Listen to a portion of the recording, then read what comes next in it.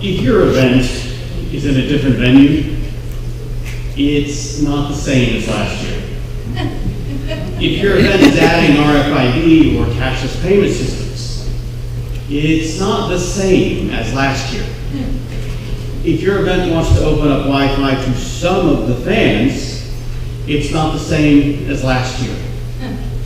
If your event has been acquired by Live Nation, it's not the same as last year. My name is Alan Cook, and I am the founder and CEO of TOURtech. We're an IT services company. We've been, in 2016, we worked over 80 events, 35 of which were music or music festivals.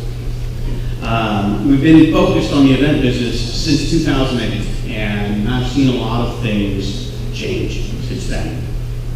Our first Lollapalooza in 2010, we brought in a 20 megabit microwave internet connection. This year, our 7th consecutive Lollapalooza, we brought in a gig circuit. That is a 5,000% increase. I have to do the math. It's actually 4,900, but I rounded it. I was doing the research on this, and I found out that we didn't keep very good records back in 2010. But in 2012, we had 105 connection points. This year, we had over 200. That's hardwires, Wi-Fi, and that was serving over 2,000 devices on the back-of-house network alone. The footprint of the festival hasn't changed dramatically over those 7 years. They've added some things. It has gotten slightly larger. But we wonder what's really driving the massive change. And that's what I started to look at. And this year, nearly 1,000 point-of-sale terminals across Grant Park used 60 megabits per second of that gigabit connection from the time the gates opened until the time that they closed. That's actually more bandwidth than we bring into some of our small to mid-sized festivals in total. So you get a sense of the impact that adding POS, and sales are up, so that's fantastic, mission accomplished, but it does have dramatic impact on your technology. Sponsors also continue to drive significant change, constantly striving to increase fan engagement through new forms of interactivity. Photo uploads have now turned into video uploads. They're even offering Wi-Fi, public Wi-Fi within their own space, in addition to or in place of what a festival may offer. 2015 at Lollapalooza, we had 12 sponsors who ordered just over 150 meg collectively. This year, we had 12 sponsors again, not necessarily the same ones. They ordered 325 meg collectively. So again, significant increases from sponsorship. Video is another area that continues to drive growth in technology on site. In 2010, there was really no streaming to speak of. By 2012, we were all streaming in SD. 2014, we were streaming in HD. This year, we were streaming in 4K. And it's not just from the festival out to the world. It's also the people in the offices who want to see their favorite band but can't get up and leave. So they're pulling it back down. They're also watching a game or watching Game of Thrones. That's true. And then there are things like Dropbox that I call the silent killer. What goes up must come down. And in the case of Dropbox, it comes down as many times as you have people. If I save a file to my Dropbox folder, the 7 people that are on site with me also pull that file back down. One of them changes it, they upload it, the rest of us pull it back down, and that's every vendor all across your site, not just your staff, it's the vendors, it's anybody using Dropbox Box or any of those online storage services. And then the other challenge with that is that the size of those files, CAD files used to be, well, they've always been big, but they're bigger. Photos that are getting uploaded are getting larger themselves. And as those files get larger, so goes the bandwidth. The proliferation of mobile devices, as we all know, is still growing at a staggering rate. We used to talk about how many phones people had, and then we talk about how many phones and tablets they're bringing. And they all want to connect. And again, that's not limited to your staff as a festival organizer, but the vendors, the bartenders, the security guards are all trying to pry that password out of somebody's hand to get their device on. And, Apple updates, OS updates in general, generate a tremendous amount of traffic. And apps work in the background, feeding information back to their creators or to sponsors who place the ad in that app. And that background traffic also creates a tremendous load. And these things, we can control them, but they're part of producing a modern music festival. These are necessary applications, necessary devices, and necessary people to have connected. So it can't just be stopped. We can't cut it off. We also have to deal with things that simply didn't exist before. Facebook Live, Periscope. These are things that came on the scene and changed how we do this forever. Whether they're connected to Wi-Fi or not, cellular services have had to increase their game. We've had to increase our game to provide for services that we just never anticipated before. You've got others like Pokemon Go that were an unexpected flash in the pan. And we probably will never see something like that again, but it was a phenomenon this year that we had to deal with. This creates a situation on site that's really unlike any other. If I bring the same laptop, and I just sit down in the same trailer, I plug into the same outlet, I'm going to use the same amount of power. But I might use 2, 3, or 4 times the amount of bandwidth using the same apps and visiting the same websites I went to the year before, simply because content has gotten bigger. As soon as we think that we've gotten enough bandwidth, someone comes up with an app to use more. Next year we'll be streaming in 8K. And that's why it's really never the same as last year. So what do we do about this? How do we manage constant but necessary change? Thoughtful planning really is the key here. You have to treat each year like it's the first year. When we do a first year event, we sit down with our client, we ask a lot of questions, they ask a lot of questions, we get a lot of answers, and anything that's left unanswered is usually resolved by the end of the show and notes get taken and we're ready. But then when we come around to do that show again, we don't ask the same questions. So we stop getting answers, and we start getting lessons learned. You need to review the map. Even if it really hasn't changed, you need to know who's using the bandwidth, who's on the internet. Is it general web surfing, checking email, watching Game of Thrones? Those people may not be as critical. But you got to talk to your vendors. How many people are they bringing? Will there be more people than last year?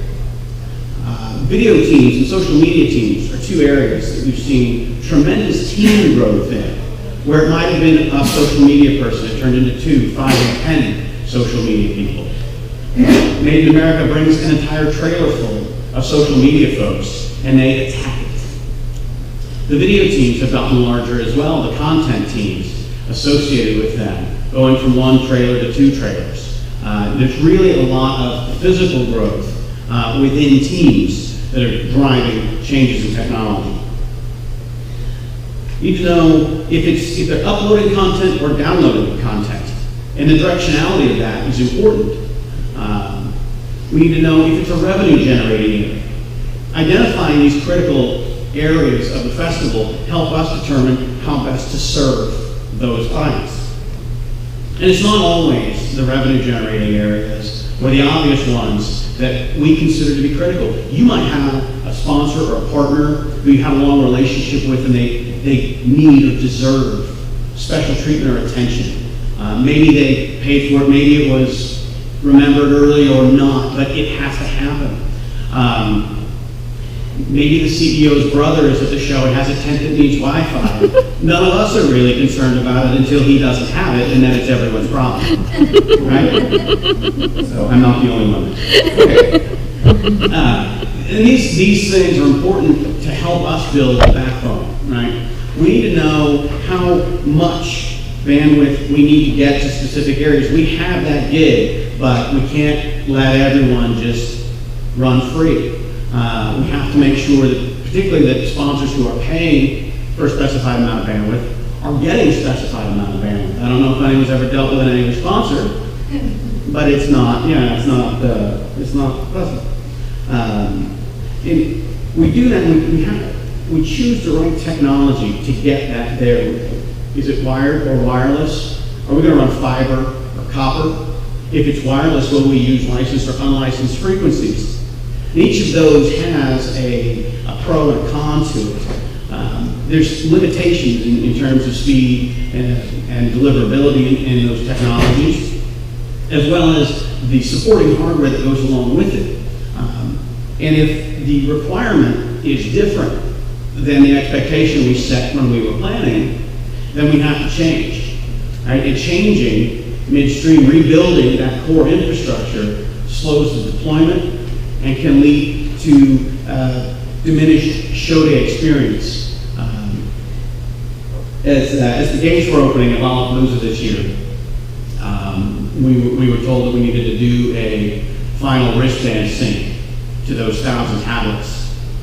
So 1,000 tablets started downloading a 50-meg file all over the site as people were coming in. Now, it kept working, but it was slow. So everyone's first experience was long transaction times. We didn't build a network to support that. That's now in that column of lessons learned.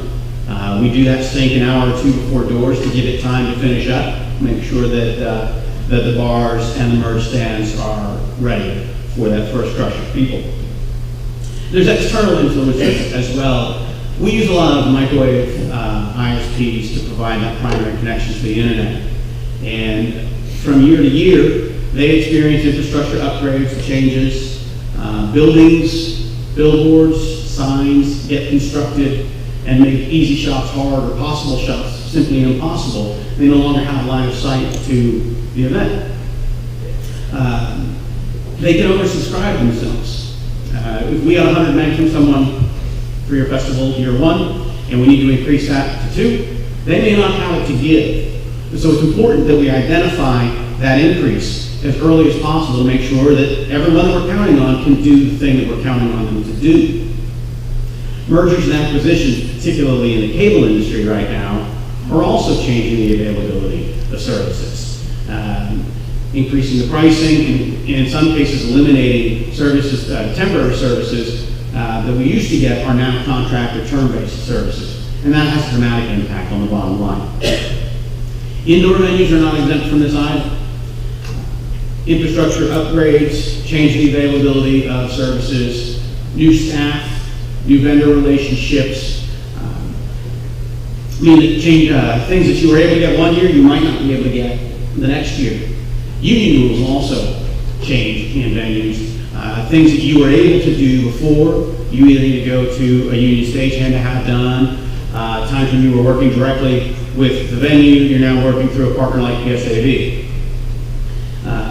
We were doing an event recently for a large online retailer, and it had always been based in New Mexico. And they decided this year to move it actually to here, Santa Barbara. And we were trying to do that thoughtful planning, trying to find out how these changes were going to impact our piece of the puzzle. And we asked first our client, and when we couldn't get our answers, we went to their client. And then we were passed by her onto her assistant, and we asked a few times to get that. And we finally were told, just put it in the same place as last year. Different state, different hotel, same as last year. The final idea that I want to touch on briefly is the cost of redundancy versus the cost of failure. The goal in life is to eliminate redundancy. Nobody likes to do things twice. But the goal in IT is to add as much of it in as we possibly can. And that means it's simply multiple paths to the internet. And that is for those critical areas on site as well as the internet connection itself. There is a certain inevitability that sooner or later something's going to go wrong. That's just the nature of technology and live entertainment. And when you get those two together, it's a recipe for spectacular failure and a testament to everyone here that it doesn't happen more often, right? During this year's Tortuga Festival, our ISP built a microwave link across the bay. On the first day of the show, cruise ship pulled in. Parked right between the radios. Took the entire site down. Now, our ISP partner should probably have known that that was a possibility, but we didn't have a backup, and so the site stayed down until we were able to reconfigure those radios. It can be expensive, I get it, right? But I also know that all of the festival organizers out there know exactly how much they stand to lose. And I know this because they call me when something happens and they tell me how much they're going to lose every minute that the network stays down. And that's always a fun phone call to get. But think of it like insurance, right? You're paying for something that you hope you don't have to use. And it doesn't have to be one-for-one. So if you happen to pay for a huge circuit, you don't necessarily have to double that. You have to decide which systems can function offline and which systems can't. Game of Thrones can be put off, right? Bars, access control, those sorts of things can't. So those are the ones that have to be guaranteed to continue. And you need to have a communication plan. There's nothing worse for my team than getting 25 radio calls letting us know that the internet's down when the internet's down. It can be tough. The true cost of failure really is more than just the money. It's unhappy fans, it's negative social media, angry sponsors who might also want money back. Or in the worst case scenario, it's a completely failed event.